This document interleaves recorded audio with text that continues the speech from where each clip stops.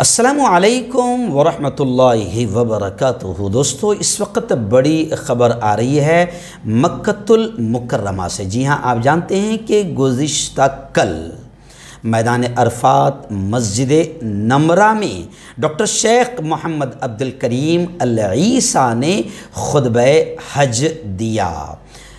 لوگ جاننے کی تمنا رکھتے ہیں کہ آخر اس خطبہ حج میں کیا کہا گیا، کیونکہ پوری دنیا سے لوگ وہاں پر پہنچتے ہیں اور خطبہ حج کی اپنی جگہ ایک اہمیت ہوتی ہے۔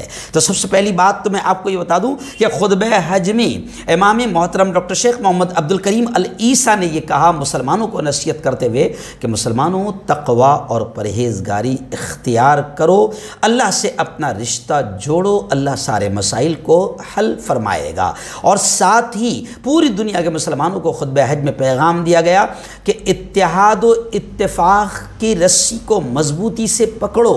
آج ہمارے اتحاد و اتفاق کے کمزور ہونے کی وجہ سے اور ہمارے انتشار کی وجہ سے گویا کہ اسلام اور مسلمان دشمن طاقتیں فائدہ اٹھا رہی ہے۔ وہیں پر خطبہ حج میں یہ کہا گیا کہ نفرت سے گریز کرو، ہر قسم کی نفرت سے اپنے آپ کو بچاؤ اور انسانیت کے ساتھ، اللہ کے بندوں کے ساتھ، پوری مانوتا کے ساتھ حسن اخلاق، اچھے سلوک کا معاملہ اختیار کرو۔ میں آپ کو بتا دوں کہ گزشتہ کل خطبہ حج 10 لاکھ فرزندان توحید نے سنا اور وہاں پر حاضر رہے۔ پورا میدان عرفات لبیک اللہم لبیک کی صداؤں سے گونج رہا تھا۔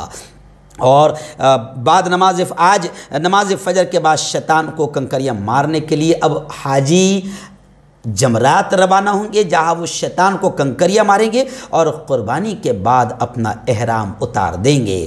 اللہ سے ہم سب دعائیں کرتے ہیں کہ اللہ تعالیٰ تمام کے حج کو، تمام کی قربانیوں کو اللہ قبول فرمائے، اور جن کی حاضری ابھی تک اللہ کے گھر نہیں ہو پائی ہے، ہم ان کے لیے بھی دعائیں کرتے ہیں کہ اللہ تعالیٰ ان سب کو بھی حج بیت اللہ نصیب فرمائے، اپنے گھر کی حاضری نصیب فرمائے، اور اپنے ملک کے لیے ہم آئندہ کل یعنی اتوار کو، آئندہ کل سنڈے کو ہمارے اپنے ملک انڈیا میں، بھارت میں نماز عید ادا کی جائے گی۔ آئندہ کل عید الاضحیٰ قربانی کا تہوار ہے۔ ہم اپنے ملک کے لیے بھی آج دعائیں کریں، کیونکہ آج یوم عرفہ ہے، دعا کی قبولیت کا دن ہے۔ ہم رب سے دعائیں کریں کہ اللہ تعالی ہمارے اس پیارے ملک ہندوستان کی حفاظت فرما، اور نفرتی چنٹوں جنہوں نے نفرتیں پھیلا دی ہے، ہندو مسلمانوں میں دشمنیوں کا جو سودا کر رہے ہیں، ایسے تمام نفرتی سوداگروں کو اللہ ہمارے اس ملک میں ناکام کریں۔